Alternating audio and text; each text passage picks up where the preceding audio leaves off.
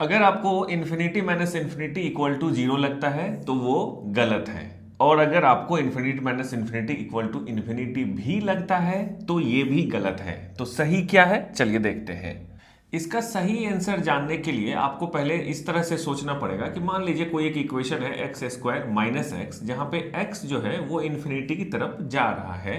तो ये वाला जो इन्फिनिटी होगा, अगर यहाँ पे इन्फिनिटी रिप्लेस कर दें तो ये इन्फिनिटी फास्टर मूव करेगा, तो इसका मतलब आप इसको फास्ट बोलेंगे और इस इन्फिनिटी को हम बोलेंगे कि ये स्लो है।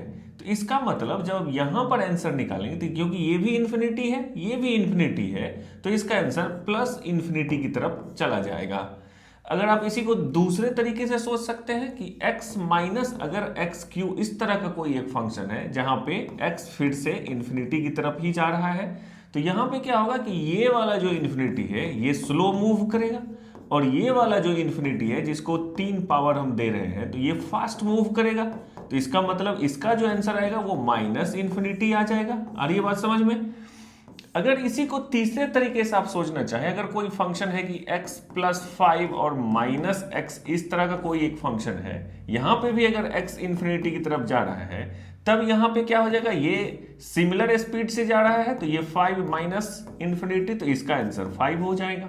इसी को एक चौथे तरीके से आप समझ सकते हैं कि अगर फंक्शन x माइनस एक्स है और x इन्फिनिटी की तरफ जा रहा है, तब तो यहाँ infinity minus infinity equal to zero हो रहा है। तो एक ही क्वेश्चन है इन्फिनिटी माइनस इन्फिनिटी, और उसके कितने सारे वेरिएबल आपको आंसर दिख रहे हैं। 5 आ रहा है, 0 आ रहा है, माइनस इन्फिनिटी, प्लस इन्फिनिटी। अगर ऐसा कुछ मैथमेटिक्स में होता है तो उसको हम बोलते हैं इनडिटरमिनेट।